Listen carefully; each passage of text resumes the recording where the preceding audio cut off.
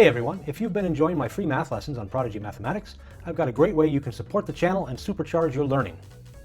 I've launched Martian Mathematics, a growing collection of problem sets, quizzes, and fully worked out solutions designed to complement my videos. These aren't just generic worksheets. Each set follows my lesson structure, reinforcing key concepts with carefully crafted problems and step-by-step solutions. Every purchase helps keep this channel running, so I can continue bringing you high-quality, free math education. Check out Martian Mathematics on Teachers Pay Teachers today. Your support makes all the difference. And don't forget to like and subscribe. Lecture 19, Quadrilaterals and Triangles. Those are some big words, huh? Yes. Well, let's start by talking about lines, okay? Now in general, we can come up with two different types of lines. Parallel lines. Now these lines, if I were to extend them up and down towards infinity, they would never cross each other. If they'll never cross, we call them parallel lines. If you want to, you can kind of think of the opposite of parallel as perpendicular.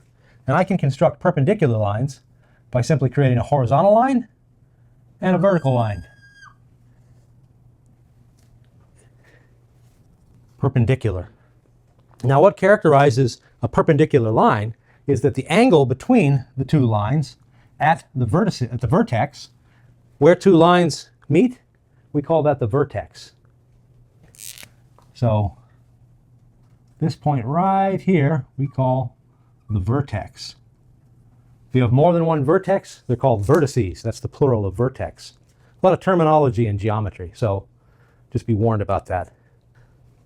Anyways, the angle that's made between the two is a 90-degree angle, and we denote that with a little square down in the corner. Doesn't matter if it's on the left side or the right side, as you'll soon see, because what exactly is angle? You can think of angle, let me show you a few angles. Angles are always measured, or they're usually measured, in a clockwise fashion. So that means that if I start here and I rotate up, say this was 3 o'clock, this is 12 o'clock on the clock. If I go from 3 o'clock, which would be what we would call a horizontal line, to 12 o'clock, we call that a 90-degree rotation.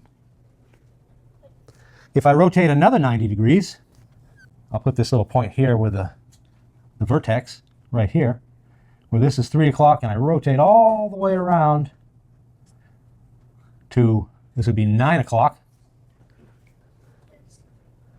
That we call a 180-degree rotation. The degree we write just like the degree we write for temperature. Notice that this is 2 times 90 degrees. So we first rotated 90 degrees, and then we rotated another 90 degrees. So what would I get if I rotated another 90 degrees around? What would that look like? The hand would be down here at 6 o'clock. How many degrees is that? So it's 90 plus another 90 is 180, plus another 90 is 270. So this would be 270 degrees. Now, what I haven't shown here is if I rotate all the way around, so that we're pointing again at 3 o'clock, so this is all the way around. So that is 4 90-degree rotations. Okay. If I multiply 9 times 4, what do I get? 36. So if I multiplied 90 times 4, I would get 360. So this is a 360-degree rotation. So when I say that perpendicular lines make a 90-degree angle at the vertex, this is what I mean. So if we continue going around past 360 degrees, we can keep adding, right? If we added another 90 degrees to that, what would we be at? That would be like 360 plus 100 would be 460, so 360 plus 90 would be 450. But it really is the same thing as 90 degrees, you see? Whether you've gone around like that, you've already gone around one time, you're still at the same position you'd be at if you just started from here and rotated to 90 degrees. Make sense? So there's a certain periodicity to angles. Anything beyond 360 kind of repeats the pattern again, you see? Okay.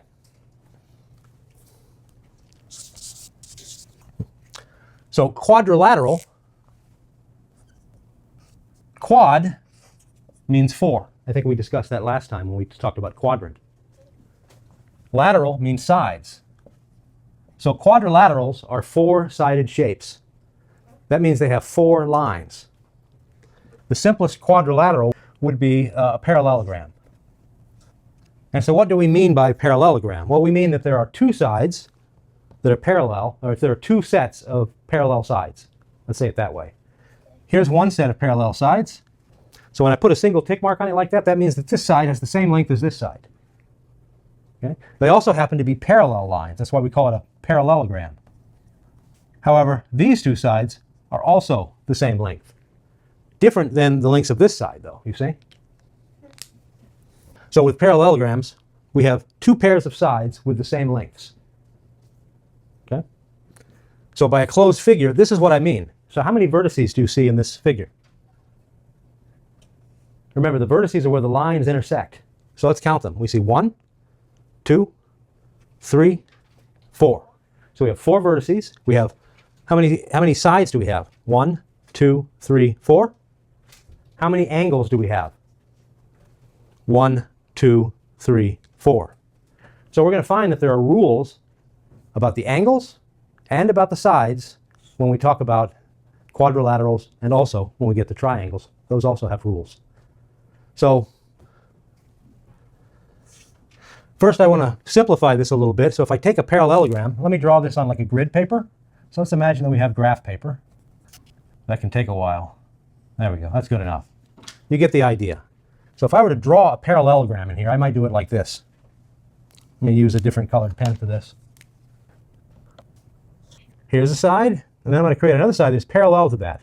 And see, I can do it because I started in the left corner of this box and went up 1, 2, 3, 4 boxes and went to the right corner of that box. I can create a parallel line by simply starting in the left corner of this box and going up 1, 2, 3, 4 to the far right corner of that box. There we go. And then I can make 2 more parallel lines. And so here we have a parallelogram. You see that? But notice, if I were to take out, do you see this little triangle right here? See this little triangle? I'll color it in so we can see that. Yes? See that little triangle there? If I were to cut that out with, say, a pair of scissors, I could slide it over right here. So literally just slide it over, and it would fill this section in here like this. You see that? And so what this means is that I can take a parallelogram and I can turn it into a rectangle. I should make the rectangle look the same size. We call it a rectangle. You've all seen rectangles before, so I use the term without defining it first. But let's be specific. What does rectangle mean? The rect means right. The angle means angle. And so rectangles are shapes that have 4 right angles in them. So that's a right angle, that's a right angle, that's a right angle, that's a right angle. Remember, right angles are 90 degrees. And you can see I've got the intersection here on the left-hand side of a vertical and a horizontal line. And over on the right-hand side, I have the same horizontal line intersecting with another vertical line. So that these 2 lines here are of the same length and parallel, and these lines here are of the same length and parallel. So any parallelogram can be turned into a rectangle. Now, let me point out that I've indicated the side length here. I should really mark it like this. Because I used 1 tick mark on this guy, well, actually I'll do it here. I'm going to call this 1 and this 1. This has the same length for the horizontal lines as the original parallelogram.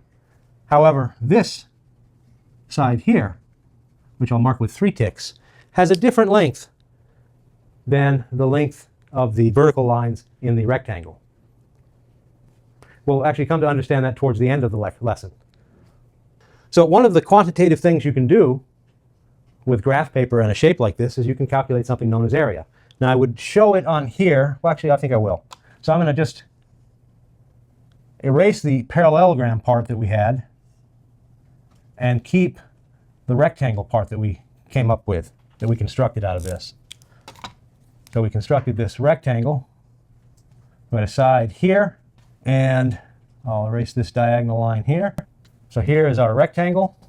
Now, the funny thing about this rectangle is it actually qualifies as another kind of shape, because you'll notice that the side length 1, 2, 3, 4, is the same as the side length here, 1, 2, 3, 4, which is the same length as here, 1, 2, 3, 4, which is the same as the side length here, 1, 2, 3, 4. Rectangles don't necessarily have to have the same side lengths. They need to have two pairs of equal side lengths, but they don't all have to be equal to each other. If they are, we call this a square. And you all have seen squares before.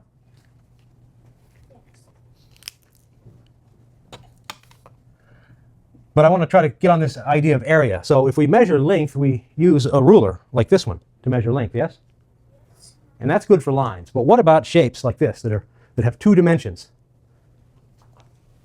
The kind of the horizontal dimension and the vertical dimension. This kind of defines a plane, like the plane of this whiteboard. If we want to measure things in planes, we use a different type of measurement. You can't just use a ruler. So we call it measurement area. And let me show you how it works. You see each of these little grid lines? Notice that each of these little grid lines is 1 unit by 1 unit. And 1 unit by 1 unit, that would be a square, yes? So we call each of these little boxes here 1 square unit. Now area is how many of these little boxes can we fit inside this closed figure. So let's count it. 1, 2, 3, 4, 5, 6, 7, 8, 9, 10, 11, 12, 13, 14, 15, 16. 16 square units. So we would say that the area is equal to 16 square units. There's another way we can get the area, though. We can measure each side length using a ruler. We don't need to do that here because we have it on graph paper, right? So we can just count what the length of this side is here. That's 1, 2, 3, 4. So that's 4 units here, and we can count up 1, 2, 3, 4 units here. And it turns out that the formula for the area of a square, and I'll denote it like this. I'll put a little square like that. Area of a square is equal to the side length, which we'll call L, squared. That's why we call it squared, by the way. So the side length here is 4. Squares only have one side length because all 4 sides are the same length. And 4 squared is 16. Does that make sense? Yeah. What if we had a rectangle? This is a rectangle. We can tell because these two side lengths are of equal length and these two side lengths are of equal length. I could indicate it by this marking. And I could make a grid pattern just like I did before. There. So if this was my grid pattern, I could measure this side length and I would get 1, 2, 3, 4, 5, 6. So I'll say that this length is equal to 6 units. I can also measure the height, 1, 2, 3. The height is equal to 3 units. Now what is the area? Well, we just count up how many boxes we can fit in there. 1, 2, 3, 4, 5, 6, 7, 8, 9, 10, 11, 12, 13, 14, 15, 16, 17, 18. 18 little squares inside this rectangle. Now I didn't have to count them one by one, did I? I could have said, well, I've got 6 here, but then I've got a row that has 6 entries in it, and I have 3 of those rows. So I could have used multiplication to figure that out. And I said it's equal to 6 times 3.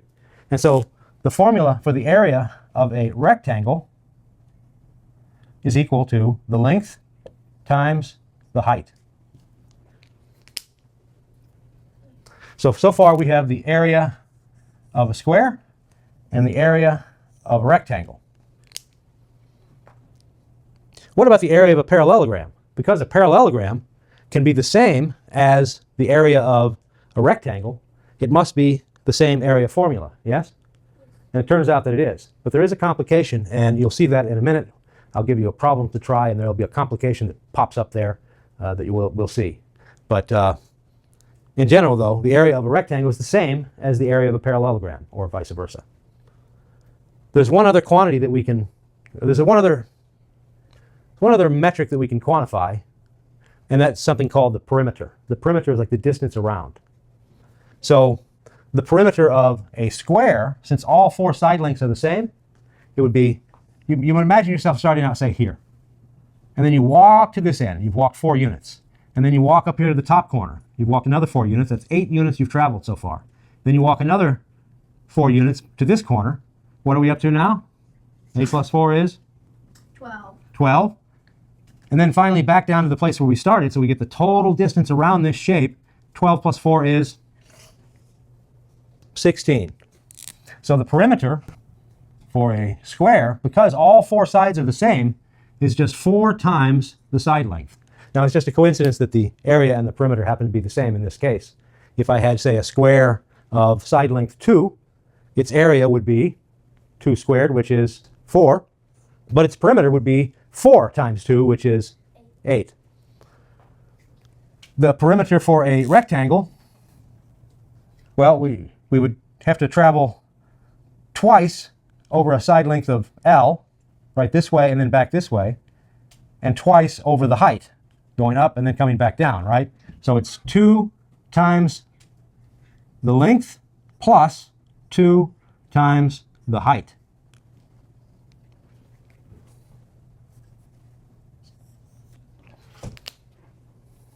I think I'll put in the homework a problem that asks you whether the perimeter formula for a parallelogram would be the same as the perimeter formula for a rectangle. You have to think about that.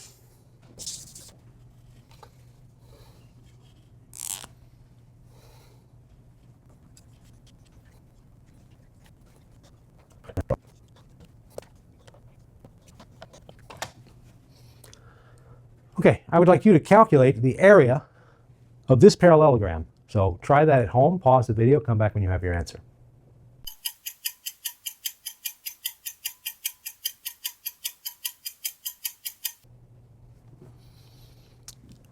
Okay, so the area of a parallelogram is the same as the area of a rectangle. Just a brief area for A, so I have the right area. And that is the length times the height. So what is the length of this parallelogram? Well, let's see. 1, 2, 3, 4. So the length is equal to 4 units. And just to illustrate how actual units come into play, let's say that I came up with this was 4 inches. 4 inches. What is the height of this? Well, you might want to lay your ruler out and try to measure the length of this side of the parallelogram, but that's not what you want to do. You actually want to measure the height from here to here, not from here to here. Do you see that? If I were to lay my ruler across and try to measure this length as opposed to measuring this one, this is the height. Okay? This is the length of that side. It's not the same. This side length is not equal to the height here. The height we can just get by simply counting. We can just pick any place in the figure, like here. 1, 2, 3. So from this line to this line, that's the height. So we have a height equal to 3 inches. So how do we write the area? Well, it's the length times the height. So that's 4 inches, and I'm going to abbreviate inches with IN, times 3 inches. Well, what is 4 times 3? What is 4 times 3? It's 12. But how do we write the units on this? Inch times inch? We actually write it as inches squared. Okay?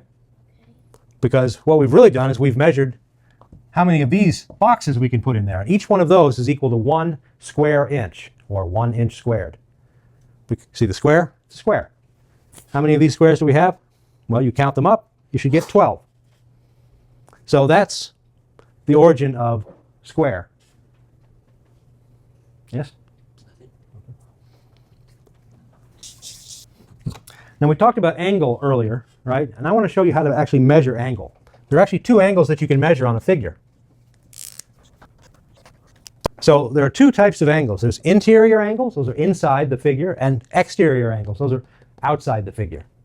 Did we already say the angle rule for quadrilaterals? We said rectangles have 4 90-degree angles. Yes?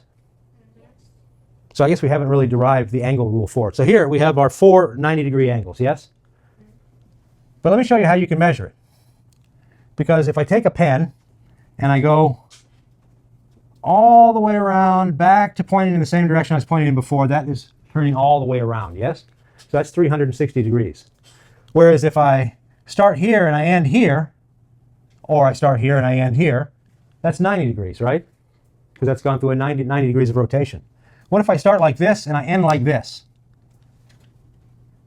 Well, it's halfway from turning all the way around, so that would be 180 degrees of rotation, yes? So we're going to keep track of where this pen is as we move around the inside of this figure. Now, when we do interior angles, the rule is you want to rotate around the tip, okay? So I put my object in here. I'll start right here, and I'll move towards the first vertex that I come to, and I'm going to rotate around the tip like this. See that? And then I'm going to drive forward, and this time it's the back which makes contact with the vertex, so I'm going to rotate around that. You see that? And then I'm going to drive to this corner, rotate again. And then back to this corner, rotate again. And look, we are exactly how we started. Yes? Yeah. So that would be 360 degrees of rotation, which is 90 plus 90 is 180, plus another 90 is 270. Finally, another 90, 360 degrees. So there are 360 degrees of interior angle on any quadrilateral. Exterior angles, as it will turn out, all figures will always have 360 degrees of exterior angle rotation. But we do the rotation differently. The way we do it here is we basically drive it out beyond the edge, and then we kind of fall around each corner. You see? Fall around the corner. Fall around the corner. Fall around the corner. I'm back where I started from. I'm 360 degrees of rotation. We're going to look at triangles next, and you'll see that it's a little bit different. But I just want to close out the quadrilateral section by saying that the angle rule for quadrilaterals is that the angles add up to 360 degrees. So you could potentially have a problem where you knew 3 of the angles in, say, a parallelogram or something. A rectangle, they're all the same, they're all 90, so that would be an easy problem. But if it was, say, a parallelogram, I might give you 2 angles, you have to figure out the other 2 angles.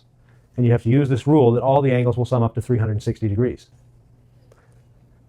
Now let's look at a triangle. And we'll start with the rules about angles. And so I'm going to draw a triangle. Doesn't matter what kind of triangle I draw. Let's first confirm what I said about the exterior angles of any shape always being 360 degrees by first measuring the exterior angle on this triangle. So again, the way we do it is we ride around the outside of the figure, and when we get to a vertex, we kind of fall around that corner like this. Okay? I'm going to fall around this corner like this, and then fall around this corner like this, and I'm exactly back where I started. And my tip is facing to the left here, right? So that's a 360 degree rotation. I went all the way around. Now let's do the interior angle and see what we get. Does anyone have a guess? No? Okay. Remember, we're starting out like this. So if we end up like this, that would be 90 degrees. If we end up like this, that would be 180 degrees. If we end up like this, that would be 270 degrees. If we end up like this, that would be 360 degrees. So let's begin. Inside the triangle, we drive towards the first vertex, and then we always rotate around the tip that makes contact. So here we do that. Then we drive up here, rotate again, drive down here, rotate again, back where we started from, but look, we're pointed in the opposite direction. When we started, our pen was pointing like this, and when we finished, it was pointing like this. That's 180 degrees of interior angle rotation. And that's the rule, the angle rule for triangles. The sum of the interior angles of a triangle are always 180 degrees. So if I label these alpha, beta, gamma, then the rule is that alpha plus beta plus gamma is equal to 180 degrees. Okay? So if I gave you 2 of these angles, say alpha and beta, you would be able to tell me what gamma is by simply subtracting the sum of alpha and beta from 180 degrees. Does that make sense? Does it make sense to you? Okay. So, triangles can be classified by either their angles or by their sides. Triangle means 3 angles. 1, 2, 3. Yes? But it also happens to have 3 sides. 1, 2, 3, and 3 vertices. 1, 2, 3. So triangles by sides. First, let's talk about the general classification of angles. There are 3 general types of angles. We'll put right angles right here in the middle. You remember that a right angle is a 90-degree angle. That's what you get when you intersect a perpendicular, when you intersect a horizontal and a vertical line. It's a right angle. If the angle is less than 90 degrees, we call this acute. So let me just write this here. This is acute. This is right. And if we're greater than 90 degrees, then we call this obtuse.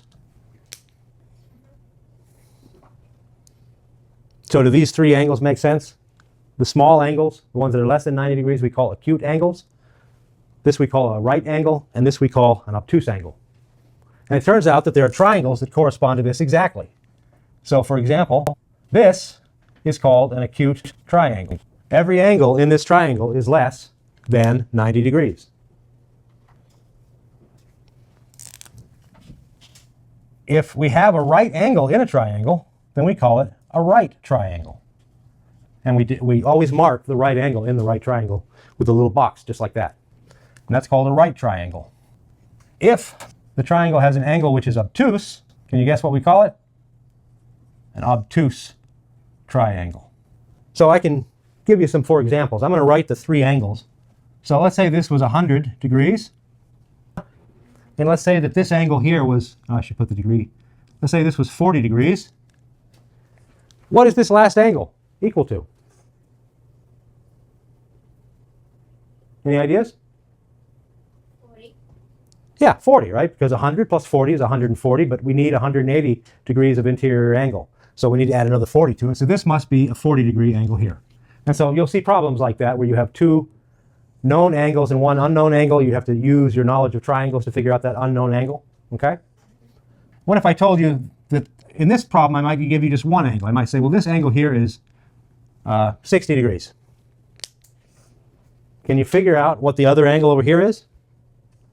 60. Nope. So this is 90 degrees plus 60 degrees. So how much more do I need to make 180 degrees? Well, an easy way to remember things, or look at it anyways, is to remember that two 90-degree angles would be 180 degrees.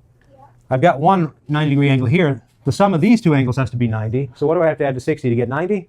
30. So this is 30 degrees over here.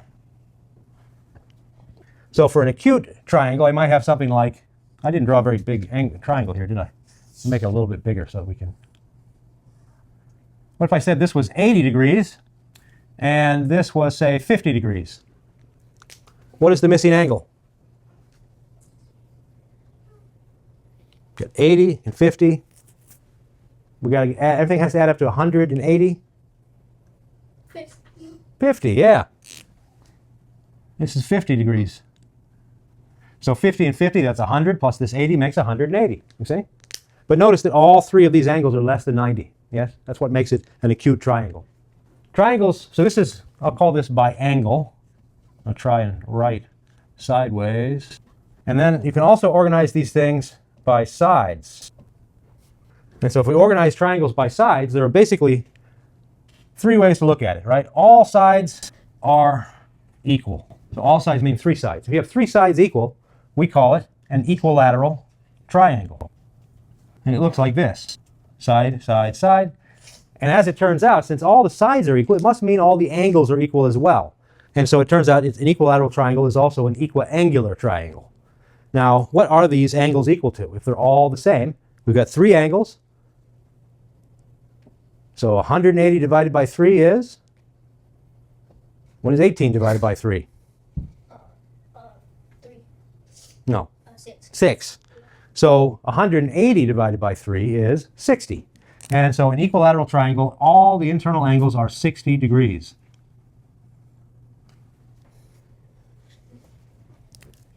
Okay, if instead of having all sides equal to each other, you could have two sides equal.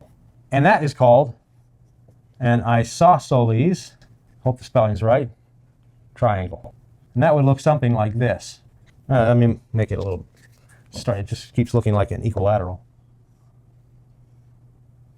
There we go. So this side and this side are the same. That means these two angles must be the same as well. So isosceles triangles, they can be acute, they can be right, and they can be obtuse triangles as well. In fact, if we look at this, since we have two angles equal in this picture here, that must mean that these two side lengths are the same.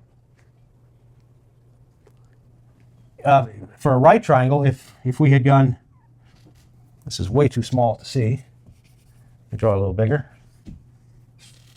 Here's my 90. If I had made 45 degrees and 45 degrees on my right triangle, that would also be an isosceles triangle.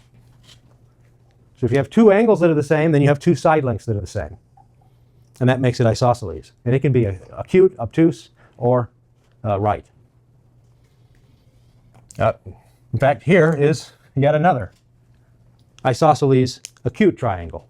50 degrees, and 80 degrees. That makes these two sides equal. And finally, we can have no sides equal. That's really the only three possibilities. Yes? And those are called scalene triangles. I don't know, something like that. Maybe let's do it like this. There we go. There's a scalene triangle. Not the easiest thing to draw, but you get the idea. No three sides are the same. So this side and this side and this side would all have different lengths.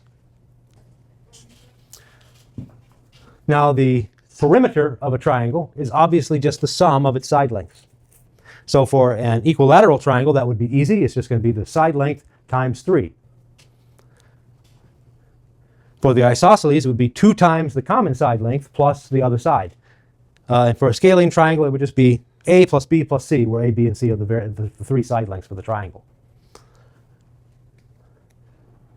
But I want to talk about area.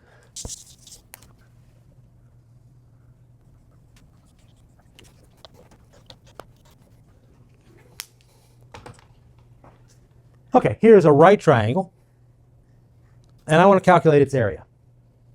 But I want you to observe something. It's going to be hard to count up the squares inside, right? I could start over here. I'd be like 1, 2, 3, 4, 5, 6. I could definitely get 6 squares in, but then these squares that interact with this diagonal from the triangle are problematic because I don't know, I can't really guess at what fraction of the square is covered here. You see that? This one and this one and this one. It's hard to tell, yes? So that's a problem. But if you're clever, you'll see a way to look at this. Think about the area of this rectangle. You see that? That we can do, yes? We can count up the squares. 1, 2, 3, 4, 5, 6, 7, 8, 9, 10, 11, 12, 13, 14, 15, 16, 17, 18, 19, 20. Yes? Or we could just simply measure the side lengths of it. We have 1, 2, 3, 4, 5. And 1, 2, 3, 4. And the area of a rectangle is equal to the length times the height, which is in this case 5, times 4, which is equal to 20. But notice that this square, or this rectangle, is exactly, this triangle that we originally had is half of this rectangle. Do you see that? You've got the upper half, and then you've got the lower half, which is our triangle, you see? Which means that the area of the triangle is just half the area of the rectangle. The area of the rectangle is length times height. With triangles, we typically call the length the base, B, but we still call this the height, H. So the area of a triangle is just 1/2 the base times the height.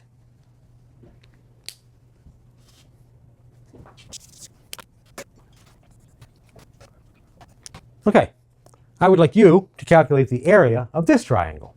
So pause the video, come back when you have your answer.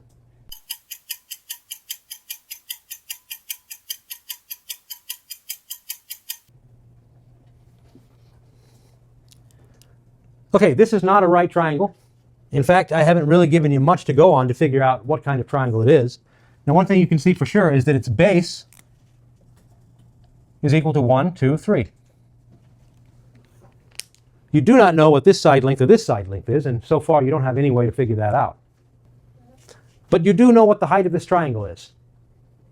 And though you may not be able to see it, because it would look funny, but you can actually see the shape for which this is half of. If I imagine a square like this, Here's the area of the square that's not separate from the area of the triangle. This and this, these are exactly equal to each other. But the height of this triangle, we just measure from any point up to this vertex. 1, 2, 3. That triangle has a height of 3. And so we can calculate its area using our triangle area formula. 1/2 base times height. That's going to be 1/2 of 3 times 3, which is 9 over 2, which is 4.5. All right, the last thing we're going to talk about is right triangles, because they are very important. Okay, the first thing you need to know about a right triangle is the side across from the right angle has a special name. It's called the hypotenuse. So I'll actually write that in here. Hypotenuse. We just label it as H. The other two legs, we call the sides of a triangle the legs. Other two legs of the triangle, A and B. That's fine. Now there's a special relationship that you may have heard of, and I'm going to try my best to draw its representation. So if this is of length h and this is of length h, then this square that I have here is of area h squared. Because remember, the area of a square is just its side length squared, right? And then over here, this is of length b and this is of length b. The area of this square is b squared. And then I can construct another square of area a squared on this leg of the triangle. So on the a leg, I draw a square of length of size a squared, of area a squared. On this leg, the b leg, I draw a square of area b squared. And on the hypotenuse, or h, I draw a square of area h squared. And the Pythagorean Theorem, which is a mouthful, I know. The Pythagorean Theorem states that a squared plus b squared is equal to h squared. So this area plus this area is equal to this area. Okay? Now, the typical kind of problems that you might encounter here would be of this variety. Maybe we're given that the side length A is equal to 3 and the side length B is equal to 4. We could then be asked to find the missing side length h. And how would we do that? Well, we know that h squared, the thing we would like to know, is equal to the sum of 3 squared plus 4 squared. 3 squared plus 4 squared. That means that h squared is equal to 9 plus 16, which means that h squared is equal to 25. Now remember the square roots that we learned about earlier. If I take the square root of the left side of this equation and the right side of the equation, because this is an equality, they will be equal. What happens if I take the square root of h squared?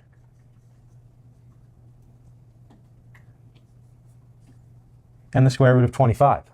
Well, what is the square root of h squared? H times something is equal to h squared. What would that be? H times h. Yes. So the square root of h squared, remember the square root just undoes the squaring operation, right? So this is just equal to h, which is of course what I want to know. I want to know what h is equal to. And the square root of 25, who remembers that?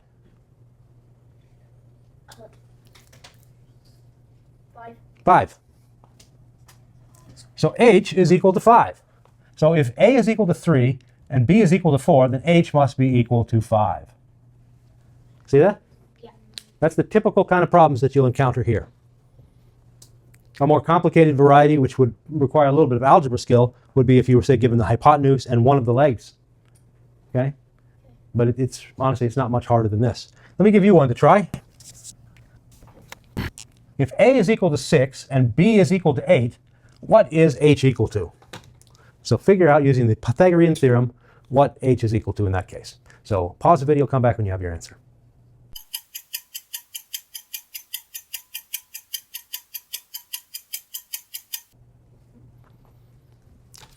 Well, just like before, h squared will be equal to the sum of these two squares. Well, the square of 6 plus the square of 8 would just be 36. What is the square of 8? 8 squared? 4. 64. And what is 36 plus 64? Well, 60 plus 30 is 90, and 6 plus 4 is 10, so 36 plus 64 must be 100. Yeah? Yeah. Now, but that tells us what h squared is. That's the area of this. But we want to know what the side length h is, so we'll just have to take the square root of this. And we know on the left-hand side we'll have the square root of h squared is h. What about the right side? What is the square root of 100? 10. Which means that my hypotenuse, in this case, is equal to 10. It's not too bad, huh? Yeah. I want to close with just one kind of fun thing. So you'll note we had, the first problem we did, we had the leg lengths were 3 and 4 with a hypotenuse of 5. I'm going to write this like this. 3, 4, 5. That's called a Pythagorean triple. That means that these 5, being the largest number among the 3, must be the hypotenuse, because as it turns out, the hypotenuse is always the longest leg. But the one we just did was 6, 8, 10. That also is a Pythagorean triple. But you can see that it's really just twice this, because 2 times 3 is 6, 2 times 4 is 8, and 2 times 5 is 10. So the first one we call a primitive Pythagorean triple, because it is as reduced as it can be. There are no common factors in here that we can divide out. Whereas in this Pythagorean triple, you see there's a factor of 2 we can draw out of this, yes? 10 has a factor of 2, 8 has a factor of 2, and 6 has a factor of 2. And there's actually a way to come up with Pythagorean triples. This was invented by Euclid, 300 BC, I guess, a long time ago. And it's not that complicated, but let me show you how it works. So Pythagorean's formula for coming up with Pythagorean triples works like this. So we're going to try and pick a triple, A, B, H. So first, we have to pick we're going to pick an m, which is greater than an n, which is greater than 1. So these are just integers. So pick some integers. But make one of them so that we always get primitive Pythagorean triples. Make one of these even and one of them odd. It doesn't really matter which one. But so let's pick m to be equal to 3, and we'll pick n to be equal to 2. Does it satisfy this? Well, yes, 3 is greater than 2, which is both of them are greater than 1. So we picked a good pair of numbers for m and n, yes? Now the Pythagorean triple, or Euclid's theorem, so Euclid, says that my a will be equal to m squared minus n squared. My b will be equal to 2 times m times n. And my c, or my h, will be equal to m squared plus n squared. So I chose m to be 3 and n to be 2, just using these formulas. This would give me 3 squared minus 2 squared. Well, that's 9 minus 4. What is 9 minus 4? 5. 5. So that means that my A, my first leg, is 5. Then tells me B, my second leg, is 2 times m times n. Well, 2 times m is 3, times n is another 2. That's 2 times 3 is 6, times 2 is 6 times 2, please? 12. 12. And then finally, I already have my a and b. My hypotenuse is just the square, the sum of the squares of those two, yes? Yeah. So it's, in this case, what was m? 3 squared plus 2 squared. That's 9 plus 4. What is 9 plus 4? 13. Now, 13 is a prime, so there are no common factors in these guys, yes? That's, by the way, one of the reasons why one of these has to be even and the other has to be odd, so that you make sure that one of these is even and one of these is odd. Okay? Otherwise, they have a factor of 2 in them. So 5, 12, 13, that's another Pythagorean triple. And it's primitive. So that means we could make a right triangle